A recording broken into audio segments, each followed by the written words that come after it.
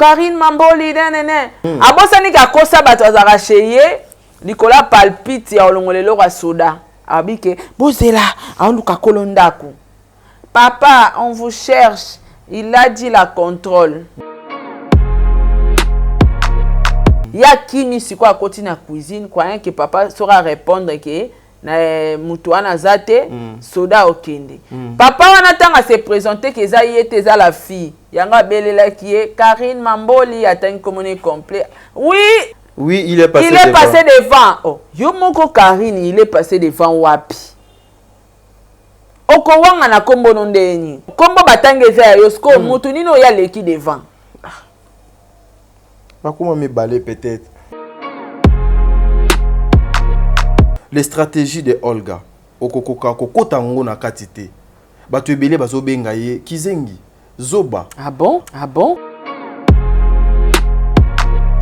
Olga aza mutamaele tadi et puis aza déterminé aza penza déterminé alobaka qu'il pleuve ou qu'il neige azomona eloko ko arrêter te na problème oyo ya ye na karashika.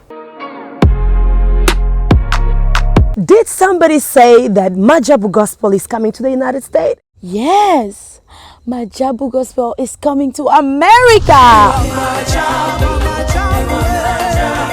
Pour la toute première fois, Majabu Gospel aux États-Unis d'Amérique. On the 16th of January, it is happening in Portland, Maine. An amazing, life-changing and epic concert. Et le 23 janvier 2022, bien sûr, à Dallas, Texas. Je peux m'imaginer combien la gloire de Dieu sera présente. For 2022, it's gonna be glorious. The whole Majabu Gospel team will be there. And we cannot wait to share this moment with you. Retenez ça très bien. Le 16 janvier 2022, nous sommes à Portland, Maine. Et le 23 janvier 2022, à Dallas, Texas. Invite a friend, save these 2 dates, because you don't want to miss it. And I hope to see you there. Soyez bénis.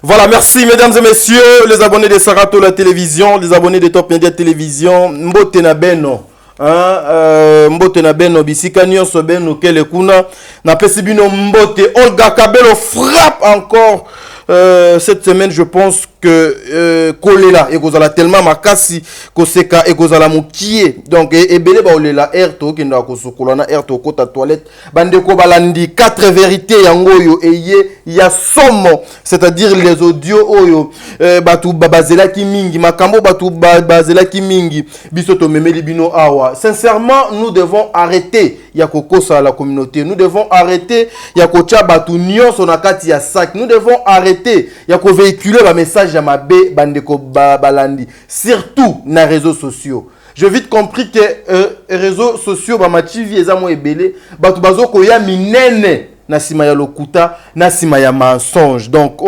sima ya ba n'importe quoi bandeko balandi lelo. Sincèrement bolimbisanga, vous allez me supporter comme ça, mais cette émission est tellement sensible, après yango nakanisi.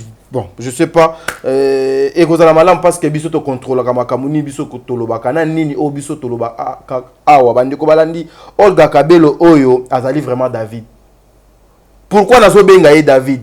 Bon comprendre ngo na émission oyo. silence ya mama oyo bande ko fo banga ngo bomona ba beaucoup de live o ezo sale matin ba multiplication ya ba appel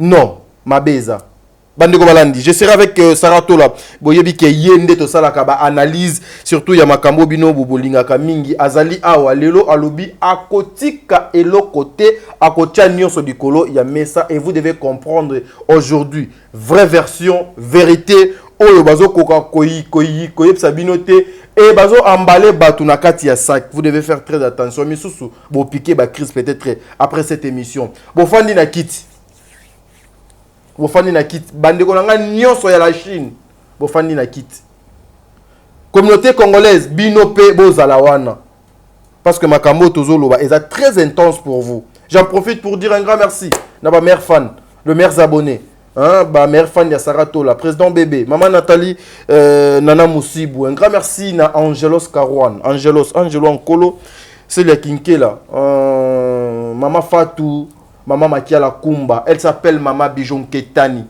Maman ba 90% au Bongana papa Jean-Pascal Leka. Merci beaucoup encore une fois na couple wana Nzambe azwa ba 20 ans et pas ya ba chinois nyonso abatsa de pa na bino. Un grand merci na maman Zozo, la femme de papa Noé Mavakala Nzinga.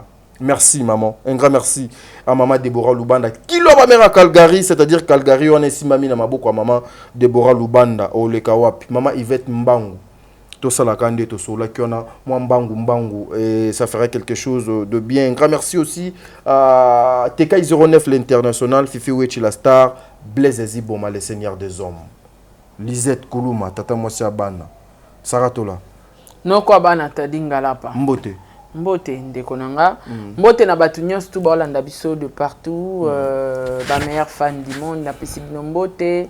Mbote na tata po FAP4 ma grande sœur na pesi ba mbote maman ma passa surtout maman passa lilonga mona bandi bosana ki maman passa na pesi mbote na pesi mbote na maman Gina Amatu motema papa Aaron Amatu le prince de Dubaï et ba mbote belé na Amelia Mweba la private de Orlando Domingos Jenny Bet industriel na pesi mbote na président Charles Tambwe mbote na Papa Diego Milito, l'homme selon mon cœur, Bambote na Ferdinand Bouchouale na réalisation.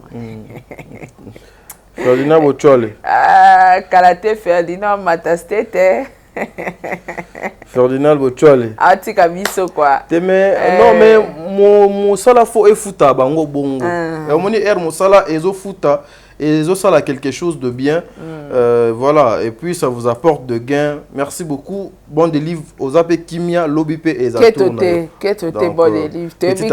Et comme après tour na auto peso kopa mai na lipa.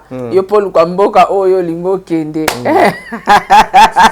Donc c'est un peu ça. Voilà, un grand merci la président bébé, merci à la présidente maman Nathalie. Bah merci mingi na Sarah Abwele, Eliezer Kanou. Papa Edi MK, Rose Bonga, c'est la Kikela, Pamela Kabeawetu, Edwige Abakalala. Et puis merci Nadalia Onyema, Debo Bouchab officiel, FBI, un grand merci à Angelos Karouane, Fatou Dukanti, Makiala Kumba, Sol et Abamemba, la fille à papa, Ozia Massamba, Général KS. KS, mon général. Big salutation à toi et un grand merci na bande konyon so o bozo soutenir chaîne nanga et puis o bozo landanga na bokebi nyonso merci pe na ba youtubers nyonso o bonsa musana bango malam merci tati.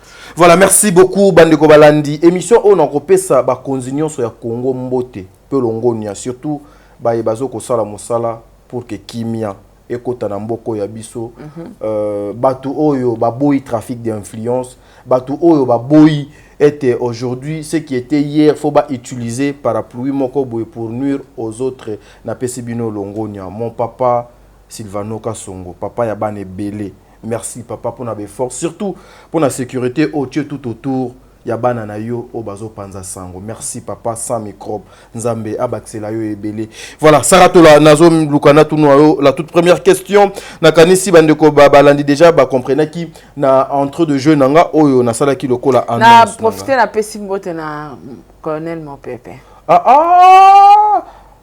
Papa colonel mon pépé, je vous salue mon papa. Na pensé na on dirait qu'il y a prison hein. Ah OK. Ouais, na pesi mbote, na profiter pe na pesa mbote na colonel Lazou. Temenga kanisi notre papa aussi le colonel Carl Lewis. Ouais, la PCP beauté. Mon colonel Carl Lewis, Nzamba Zalanabino papa avec ses grands cœurs. Sans oublier mon conseiller juridique. Le tout-puissant.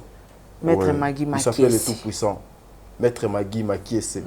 Nzoto na nzoto. Nzoto na nzoto. Voilà. La toute première question, Saratola, Nazala besoin naïeba. D'abord, configuration ya Olga. Les stratégies de Olga. Okokoka kokotango na katite. Batu ebele bazo benga ye kizengi. Zoba. Ah bon? Azama yelete. Makambo azoko sala. Omoni te ke so lobby e zo suka na nzela. Omoni te ke akokoka kokosala ote te azoko intimider batu. Azoko luka ko bangisa batu. Mais lorsque tu avais vu d'abord cette action oyo elekaki Sarah Nabandi déjà annonce Papa na je suis libre. Tu es libre mais Nabandi déjà kotuna je suis libre de faire ce que je peux. Mais Ozali na plateau na mais oui bien sûr, ça dérange pas. Na kangi non noté. Voilà.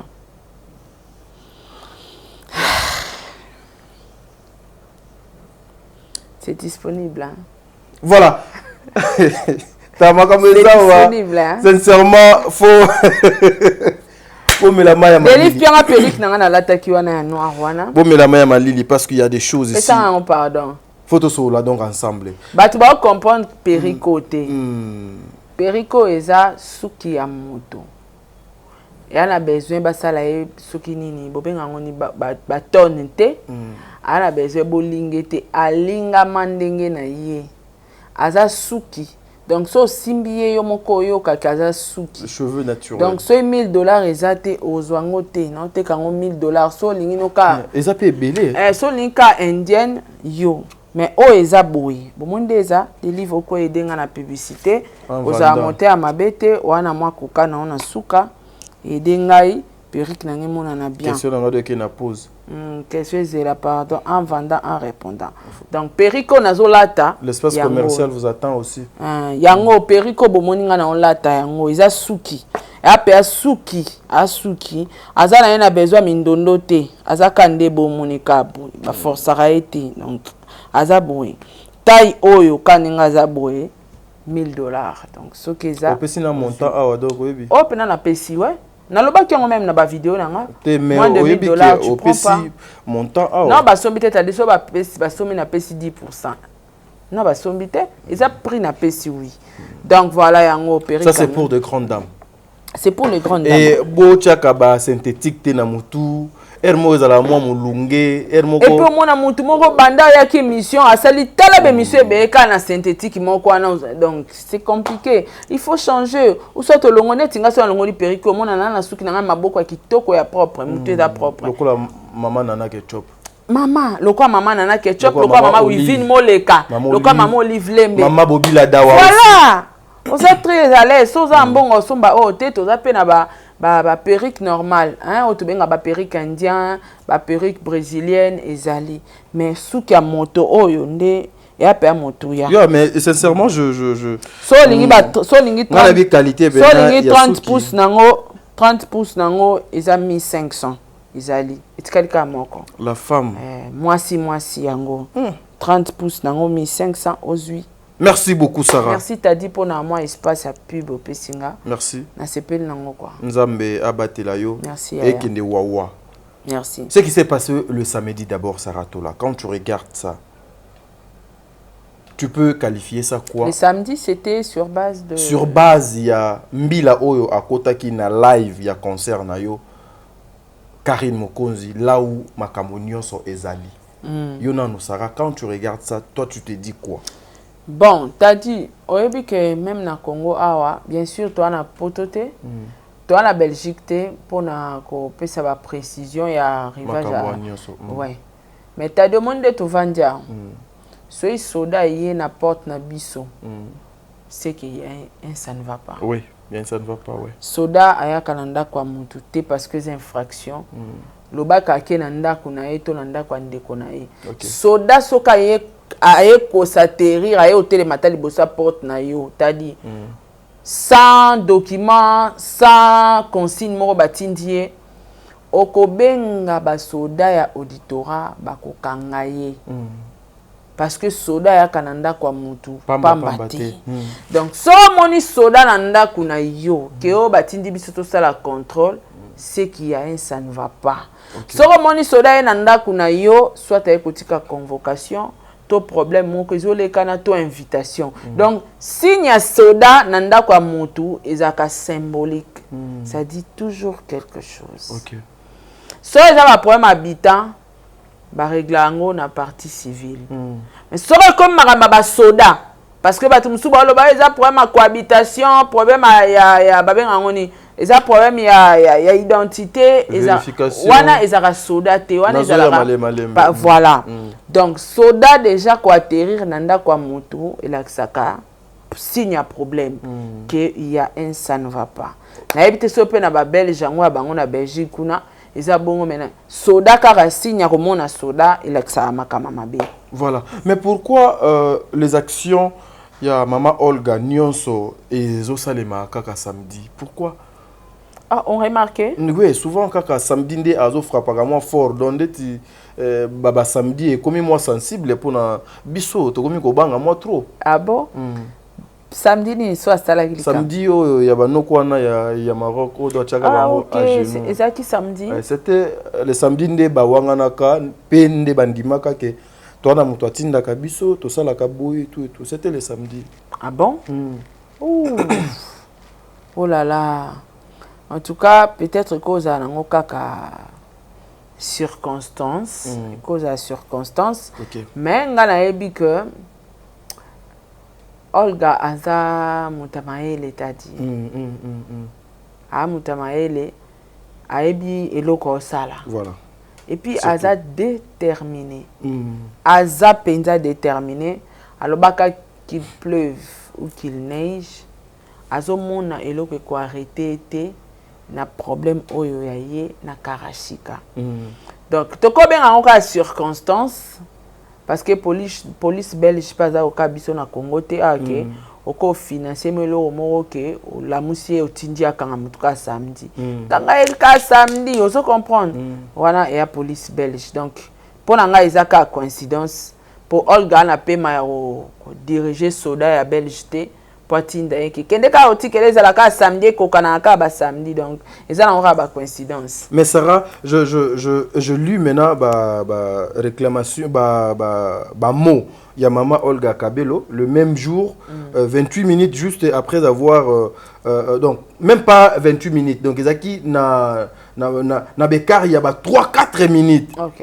Mbila wana aye na live directement Mama Kabelo aleki na page na pour remercier Dieu, à remercier pe na police belge en fait. Message nini azaki na besoin à lancer place wana a moniete pour na ye victoire ezali certaine? Bon, ou bien c'était temps où il y a koyebi ça batuke non maintenant les actions au de no sala na nkuku et bani ko bimasi ko na poisson. Quelque part ils a victoire parce que bazako localisé. Baza luka place azo vanda. Je crois ngana otobosa na te eza na ba place sous saloba que akepa mbali ne. Oyebi déménagement. Oui.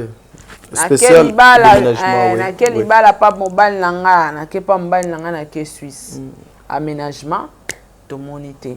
Quand il y a mon co, n'a pas passé qui n'a en Suisse, n'a pas mobile n'a en Suisse. Alors, Olga Sala qui plainte, mais Azaki n'a moins souci à relocaliser mon tout place Aza. Malgré adresse bandé Kobima, Aza place à Sala qui baby chouer, Azabo, mais place fixe Azako yebate. OK. Nantela ya live nae. Nantela ya plaque à mutukane o ezaki na simana et nous apprenons que cette famille bazana moi kokoso et sungi batu ba localiser ye place aza et sungi pembila a localiser place aza yango tango amona kimbila komi abi Dieu merci effectivement basani ba localiser la personne mbila akikotikela plainte donc voilà pourquoi à remercier Kinzambe et puis à remercier qui justice belge. Mais Koloba et Lokowana, moi je suivi parce que ngana tala bena ba chaîne abino nyonso.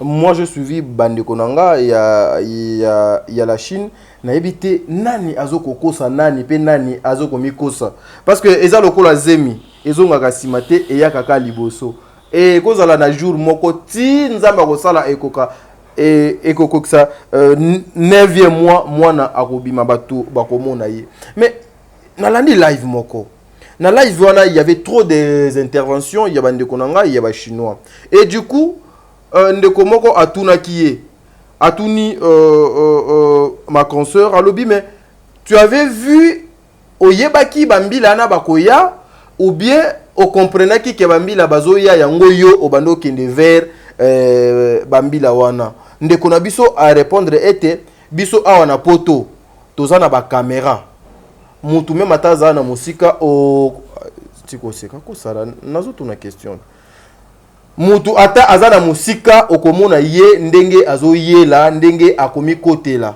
mais pendant qu'il était na kati ya jardin na yokaki déjà bambila ndenge bayaki yango na kendaki vers bambila na tuna bango soki ezali nini et RP na kiekuna bambila na bayebisinga que to ye poto luka moye to sala contrôle yango na ki kobenga mokolo ndako mais boni lelo interprétation ya réseaux sociaux et comme mususu ete akima kimbila yango akenaki obata mananda bambila wana bayaki na bango juste ka pona makambu ya libala pona koluka ko confirmer au monité que quelque part ceux qui sont na ngambu ya mama Olga ou bien la communauté o bazo ko déplorer ba comportement ya mabe ya bandeko o bazo ko mimbunga mwandambu saratola parce que y est déjà à monaki mbila na caméra o donc ezalaki na jardin place abanda yo wana azalaki na centrale caméra et cause à la bon franchement la contrôle izoloba de tout déjà ngala ndaku nanga a caméra pe ala rebiti nabi na porte nanga ndaku so telemi non mona ke mututela yo lukanga so po telemi libanda yo mo mona lidusu mo caméra peza wana etala pe yo donc yebisanga sikoyo ngana libanda ya ndaku nanga okay na omona muto azali banda ndeni ese bato bayaka tadi tan bino boyaka bomona biso na katia omona ndeni po caméra centrale ezana ndako ndeto vandi ndeto omona bato couloir escalier moniteur ezana katia ndako to omona nyonso centrale ye libanda kuna omona na kati ndeni non peut-être ba chaki centrale moko libanda wana po yatalaka na jardin po yatala mouvement OK peut-être ba bimisa centrale soki koma déjà na vie ya ko désactiver centrale la caméra na ndako ba kati na ba singa nyonso jour wana kaka bazui ba installer ngo ba tie libanda ka place ya hostala live yango monitanga hostala live amoni mba moko soda c'est faux toza bana mikete toyebi ke caméra bako chango na jardin bako chango partout mais muto aza na contrôle ya komona bato eza centrale o aza na kati ya caméra wana alors eza déjà mamba lukuta soki eza ke ya mona isoda wana na caméra yango akendaki eza faux soda wana salobaki ai ayeba ke mutaye awa yango moni akendaki vers ye pour que makampe soda wana oloba biso to sani toyoka te non toyoka te j'allais dire c'était ça akendaki pas soda wana po makambu soda otuna ye biso toyoka te tanga kei soda wana sa yebisaki mutaye oluka alobaki on a néerlandais toyoki yango ndete OK ya kati soda wana mbala moko passe par là donc izaneti awangani ke yete leka kuna OK tuna na ndako sko tanga moni bongo aye ozwa téléphone abande OK nango pa ki obenga kolondako en si longtemps biso yebi ke ye azaka na ndako moi aussi pardon maman bato nyonso babenga nga pona ofinganga bayebisa ngai kaka ke bwaka na soni bwaka bazoba la baronne déjà azala pas na ye azana ndako sko à ma grande surprise bozela wana ezala babenga yango vertige palpite basoda OK bozela nakende aoluka kolondako sko awangani na même ke azala cheye on comprend abosani ka kosa bato azala cheye likola palpite ya olongolelo kwa soda abike bozela aoluka kolondako Papa, on vous cherche. Il a dit la contrôle. Vois papa wana, c'est un blanc. Papa bana wana obozo mona ba photo zo circuler. Alors, papa wana petanga bimi. Ya qu'est-ce qu'on a cuisine pour que makambu soda wana policier wana otuna papa wana ya sani. Ayoka. Ayoka te. Ye ayoka mais ekotande na caméra te. Ye pa yoka te ekotana na live te. Ya sa yoka qui t'a dit. Ah OK. Première rencontre ya ye na mama wana aebisaki ye muto ya yo luka ya boyaki.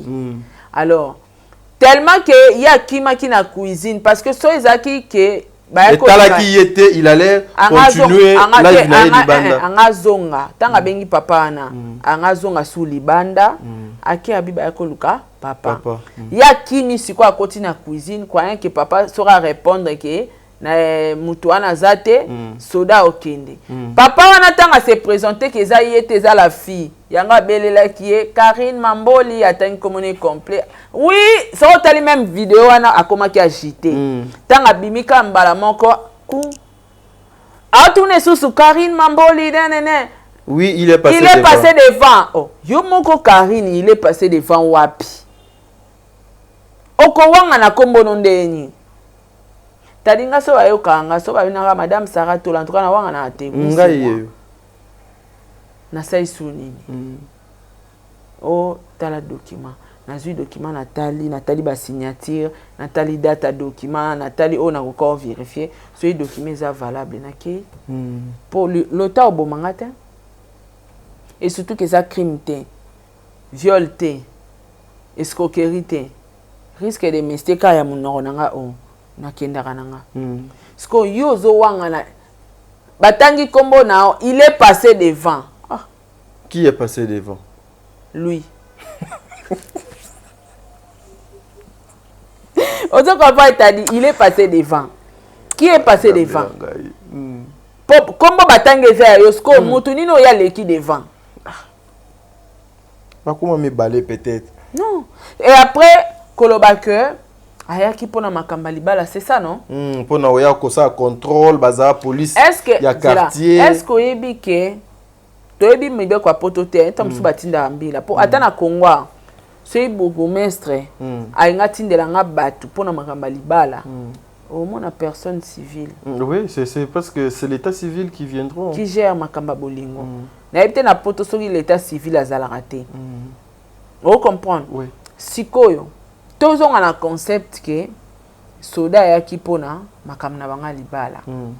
Karashika ayebi ke niveau batu ba sekai na réseaux sociaux. Niveau batu ba otukai. Ingeza preuve munene ya confirmer ba na caméra bena bazo tout te a filmer ne soda te mais au moins otiki caméra ta na mesa et ta la ngota plafond mais bo sola.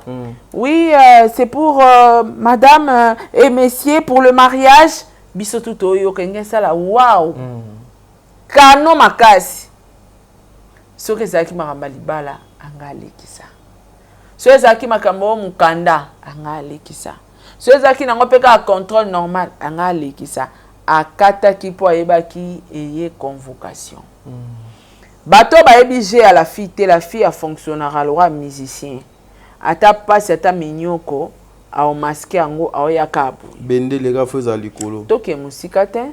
Tozonga na sujet ya Feli Tigre. Et pas Feli alelaka.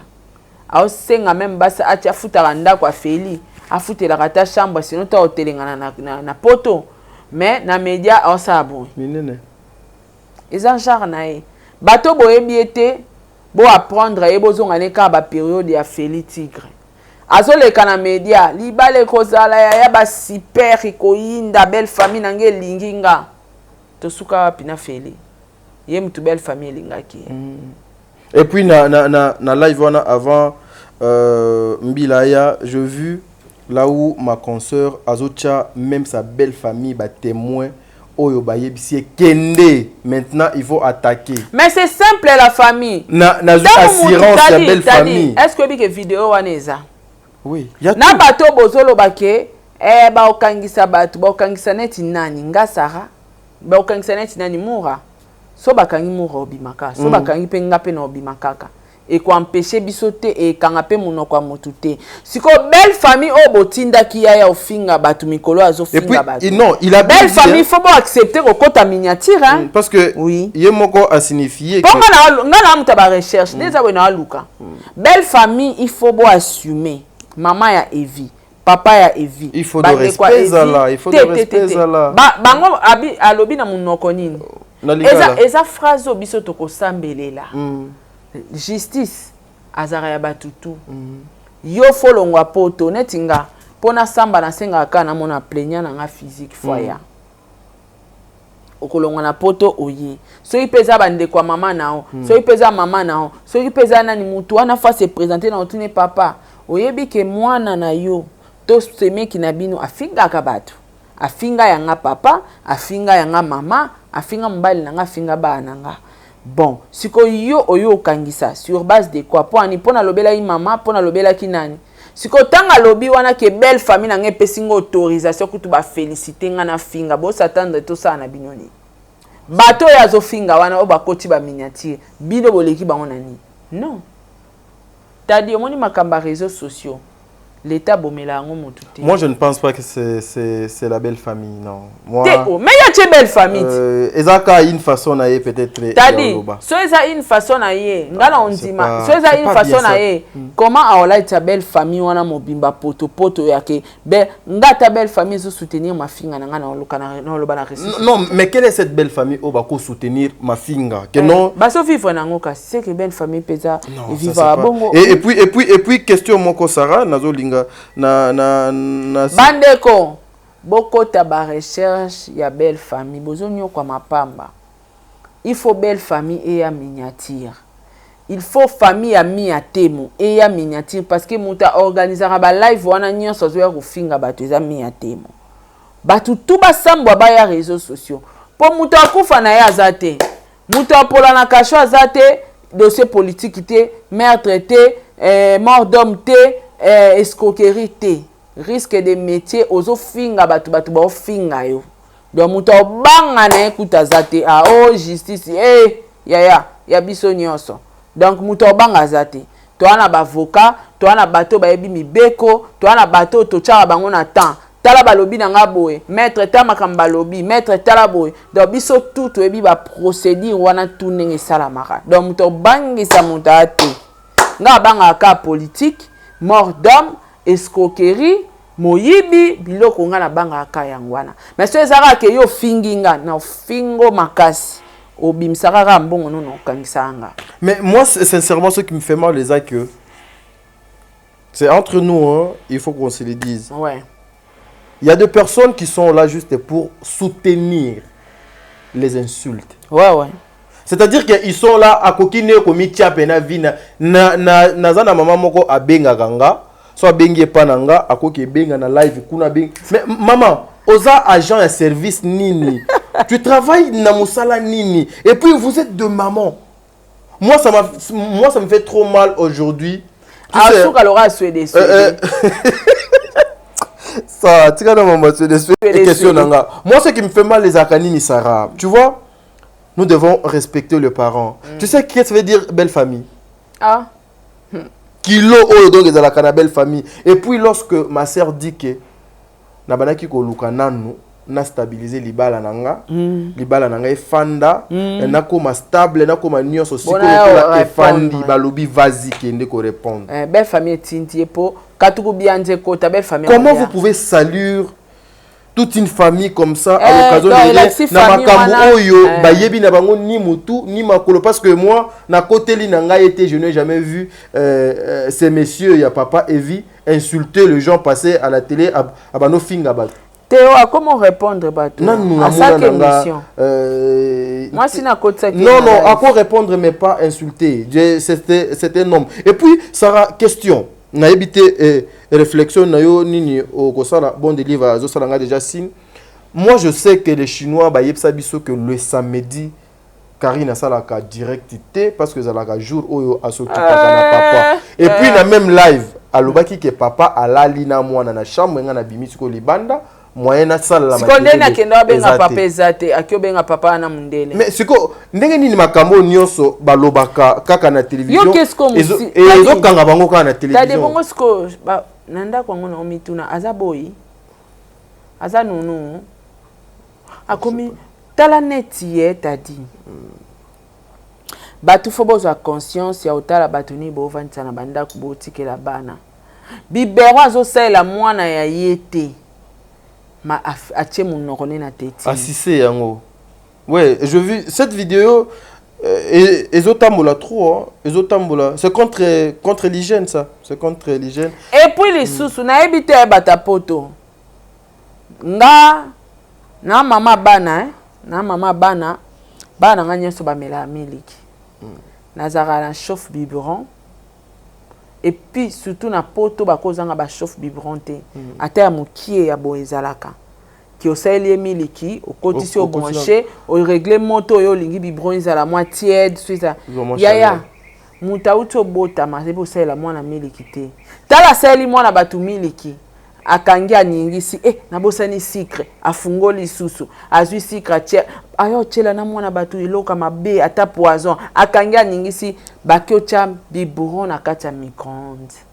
Est-ce que c'est important aussi de filmer tout ça? Mais t'as dit micro-ondes basala yango pona biberon. Vous êtes en Europe, vous s'intégrer même pas. Biberon au côté na kati ya micro-ondes. Ah, na ebite si ko chauffe biberon musana ngoni.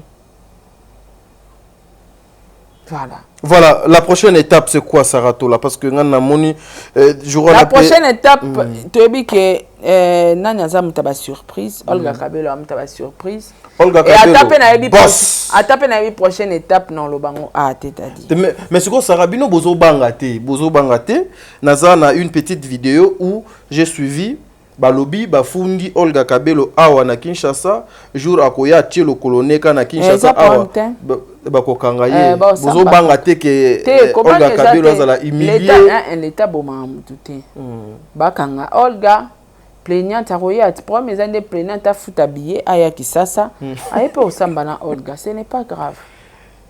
Voilà, merci Bandeko Balandi awa nde tozo suka na Saratola mais entre parenthèses nous recevons des appels, nous recevons des messages.